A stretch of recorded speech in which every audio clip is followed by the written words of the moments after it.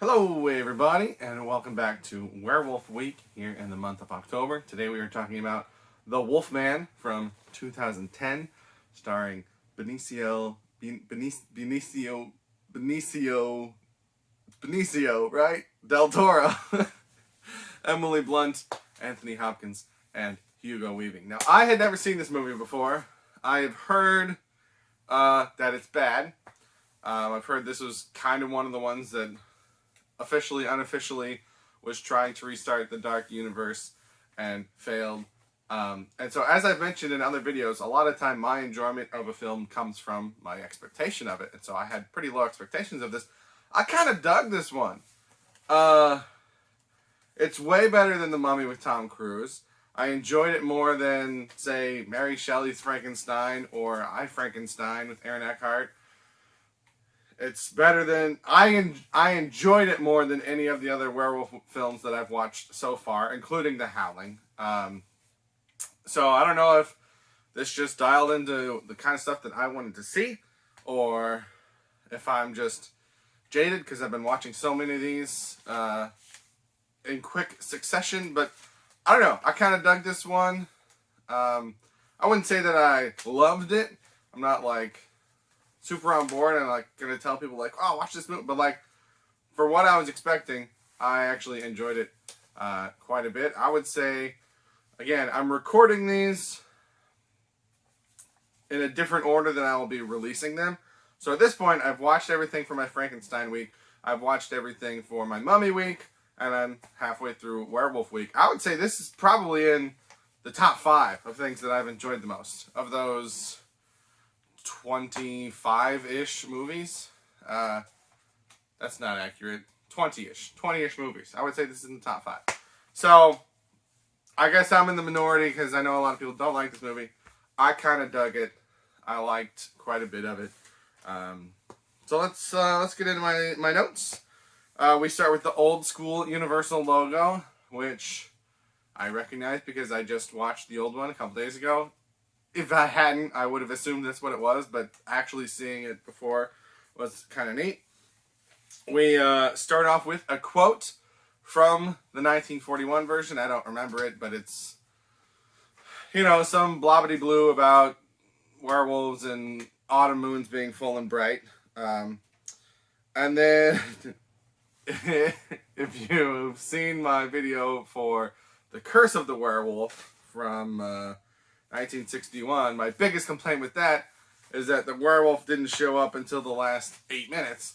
Here, we've got a werewolf within 2 minutes of the movie. And, you know, it doesn't last very long, but, like, it gets right into it. This is a werewolf movie. We got werewolves. So, I appreciated that because of my experience with this one right here. So, I like that we got right into it.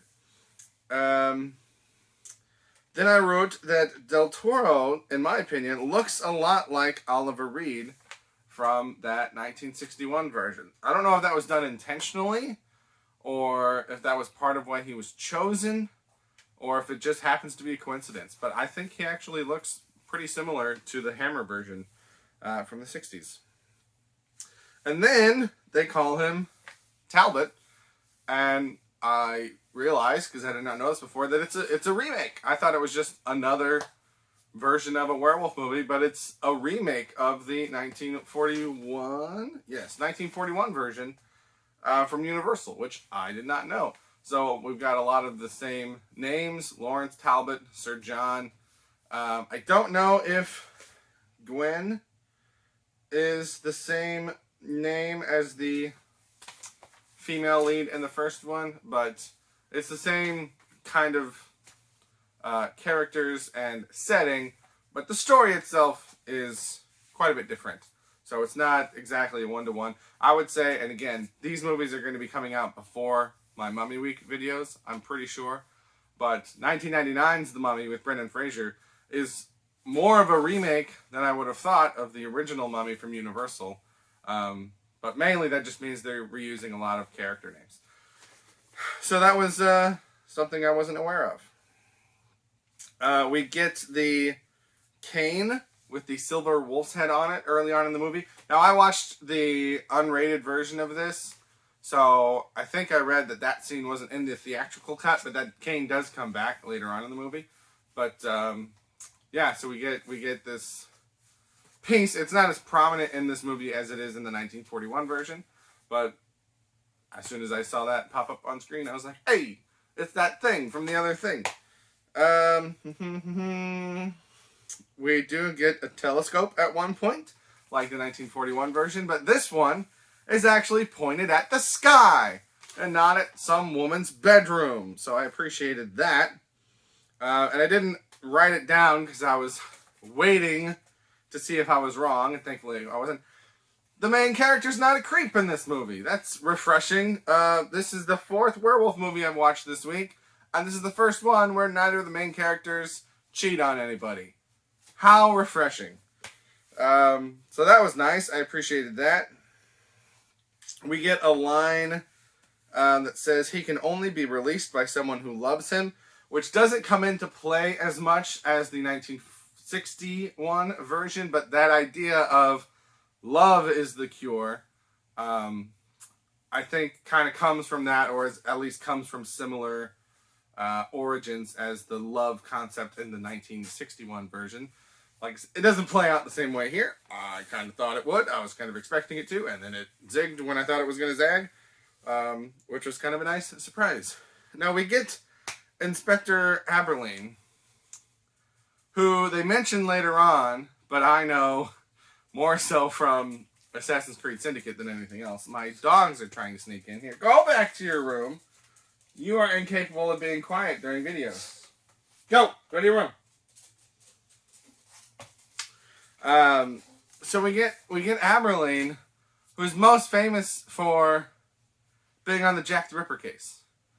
And that's who Johnny Depp plays in From Hell. But like I said, I'm more familiar with the character because of Assassin's Creed Syndicate, and the Jack the Ripper DLC for that. And I thought they were just going to, like, slide it in there and, like, you know, see if anyone notices. But then they mention the Jack the Ripper case that happened in the world of this movie. And it's just, like, it's kind of weird. It's, I don't know. I don't know why they were throwing that in there. I don't know if that was maybe part of a, you know, a secret plan. If this was supposed to launch a big thing, like, were they going to do a Jack the Ripper movie? So kind of odd. I don't think it ruins anything, but it just, if you know who that character is, I think it's a little bit distracting. Be like, wait, why is this guy here? Is Jack the Ripper going to be in this movie? Like, are they suggesting that Jack the Ripper was a werewolf? Like, they don't go into it any more than he worked on the Jack the Ripper cases. So it's just kind of weird that they bring him in for no purpose. Like, if you're going to do that, go somewhere with it, right? Have a character ask that question. Was Jack the Ripper a werewolf? But we don't really go anywhere with that. Okay. So, my next note says, sweet scene, Sir John. So there's a moment where a bunch of townspeople are coming up to Talbot Hall to take Lawrence because they fear he's a werewolf, which he is. And Sir John just, like, shoots a guy. And everyone's like, oh my gosh, he's got a gun. And then he's like, my servant's up on the roof, and he's a better shot than I am, and we will kill all of you if you ever come back, and you're trespassing, and it's my right to do it, blah, blah. And I was just like, wow, this guy's, like, not messing around. Like, that's pretty cool. And then you find out later, you know, it's more self-serving than it seems at the time, but I really liked that scene. I thought that was pretty cool. And I would... I don't want to say I was hoping, but I was kind of hoping that instead of kindly asking them to leave 4 or 5 times, I kind of was hoping he would just keep shooting them. Like, shoot the first guy, right, and be like, get off my property, you're trespassing. And they're like, you're starting, boom, get off my property, you're trespassing. You can't allow him to, boom. And, like, I would have liked for him to just take them out one by one until finally they get the message. We didn't get that. It's fine. It's in my head.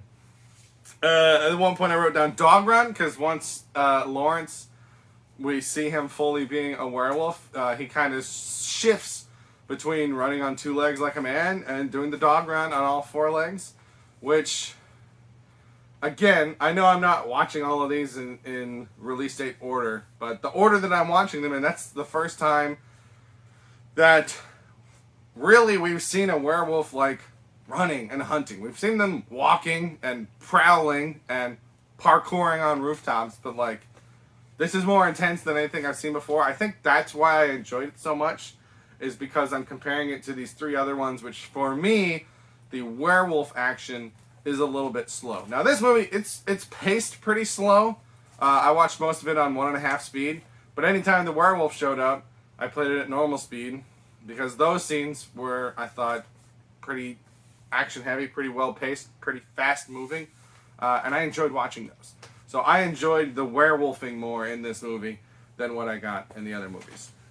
And, you know, that's why I watch a werewolf movie. It's not for the transformations. It's not for the inner turmoil. I'm not saying those are invalid reasons to make a werewolf movie. I'm just saying, for me, I want to see the werewolfing, and I thought this had the best werewolfing of the ones that I've watched so far. At one point, I wrote savage. I think that's when Lawrence, there's like, I don't know, 6 or 8 guys after him. He just rips them to pieces and tears through them. And there's this pit that he falls into. He keeps bringing other people down and like rips the guy's arm off and just smashes a guy's head clean off his body and just destroys these guys. Which again, we couldn't really see in these older ones just because they didn't have the capacity to film that at the time. I don't hold that against them, but that's something that I enjoyed watching. Werewolf doing werewolf things. So that was cool. And then I wrote down, so after that encounter, they take him to an asylum. And we know that he was put in an asylum when he was a child. We don't know exactly why. Because we see some flashbacks, and when he was a child, his father, played by Anthony Hopkins, Sir John, killed their mother. But the story is that the mother committed suicide. And so there's a flashback where Sir John is holding her in his arms, and she's got her throat slit, and she's holding like a Sweeney Todd style barber's razor.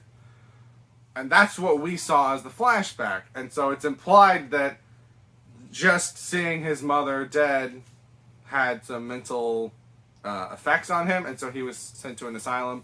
It's also kind of suggested that his father sent him away. At one point they say that like Lawrence reminded his father of his mother, of Lawrence's mother, and so he had to send him away because he couldn't bear to have him around. So it's unclear how much was he there because that's where Sir John decided to stick him. How much was he there because he was actually disturbed at the sight of his mother dead? But it's revealed throughout the movie that Sir John, unlike the original version, Sir John is also a werewolf and has been for decades. And so it kind of gets reframed, and we see that Sir John killed Lawrence's mother as a werewolf, and that's what Lawrence found as a child. He saw his father as a werewolf holding the dead body of his mother. And I can't remember in the second version of the flashback if she's still holding the razor. So, like, is that something that he planted there, or is that just something that he told, and so Lawrence has this false memory in his head? But, so it's revealed at that point that when he was a child, which we didn't know it earlier in the movie, but when he was a child, he was telling stories of seeing his father as a werewolf, as a monster, that his father killed his mother and all this stuff, and that's why he was kept in the asylum. So they send him back to the asylum, presumably because he now thinks he's a werewolf, and he's saying, like, you've got to kill me, you've got to stop me, right? Don't get away from me, it's not safe. And on the one hand, I can understand, at the time period this movie takes place, people considering that a mental disease. But on the other hand, he still ripped, like, there's evidence. He ripped people's arms out of their sockets, and he slashed their heads clean off with his hand, not with the cleanliness of a blade. Like, he did things that a person can't do. So clearly, there's more going on than just what's in his head. So you would think that they would put him in a more conventional prison, or at least not have him in a room full of people that are unqualified to defend themselves. So it was a strange choice, but I guess people back then made strange choices when they thought that they knew everything and that they were smarter than everybody else. It did make more sense as the revelations about the past were revealed, but when I first saw him at the asylum, I was like, why an asylum and not jail or a prison? So they do kind of, because they talk about he's coming back because this idea of lycanthropy has come back into his mind. But again, I'm like, I feel like with the danger that he poses, even if they still took him to an asylum, they wouldn't treat him the same way. Like, he wouldn't have the same access to people as he does in the film. What does my next note say? More hardcore parkour. So, he turns into a werewolf, and he's in this, like, room surrounded by... I don't know, there's, like, a doctor from the asylum there, but I don't know who everybody else there is. I don't know if they're all doctors or if some of them are, like, professors, but they're all, like, learned men. And he's like, we're all going to sit here with you during the full moon to prove to you that you don't change. Well, of course, he changes, and he just, he doesn't kill everybody, but he rips through a ton of people, and he escapes, and then he's running along the rooftops for a while. Only for a little bit, though, but that reminded me a lot of the 1961 version, where the most werewolf things that happens is that he's on the roof while people are on the ground watching him. But he does descend from the ground and terrorize the people of London for quite a bit in this movie. So again, I enjoyed that. Werewolves doing werewolf things. Then he meets up with Gwen, who has, for most of this movie, been out of London at Talbot Hall. But now, because he sent her away to London earlier, and the asylum that he was sent to is in London, so they're both in London, and she's running an antique shop, which is what she did in the 1941 version. So that was a nice, another nice little callback. And then I think he meets with her as a human form, and then at some point, it's full moon again, and so he's werewolfing out again. All these people are out hunting him. I think his father, Sir John, found him, and everybody else came to Talbot Hall, and they start to take him away. I don't remember exactly how it all happens, but at some point, he werewolves out again. He breaks free. A bunch of people are chasing him, and Gwen finds him. And she's got this revolver that has silver bullets in it. And there's kind of a standoff where she's pointing the gun at him or whatever. And then at one point she, like, sets it aside or tosses it aside or whatever. And she's like, you know me, right? You're not going to attack me, blah, blah, blah. And this is where I think that we're going to get that whole, love is the cure thing. And some other things happen. More people are coming in. And they're, like, both kind of down on the ground. He's kind of, like, holding her or whatever. And as he's turned around looking at the rest of the people coming in, she reaches back and grabs the pistol and just wastes him. And so I just wrote down, savage again. We had a couple different savage scenes in this. Because I did not see that coming. And apparently the ending of this is a callback to the original Werewolf of London, which is the first Universal film with a werewolf. The Wolfman that I've already watched was the second one, and they kind of redid it, like restarted with a new story. So I will be watching that one later, but apparently the ending of this, he transforms back into a human, and, like, he tells her, like, thank you, you did the right thing, like, I'm not mad at you about it, now I'm dead. So, a bittersweet ending. But yeah, this movie, like I said, all I've ever heard about it is that it's bad and people don't like it. Compared to the other things that I've watched, I enjoyed it more than most of them. I liked the werewolf being werewolf stuff. This is the first movie where we see... the first movie that I've watched, I'm not saying it's the only one, where we see two werewolves fight.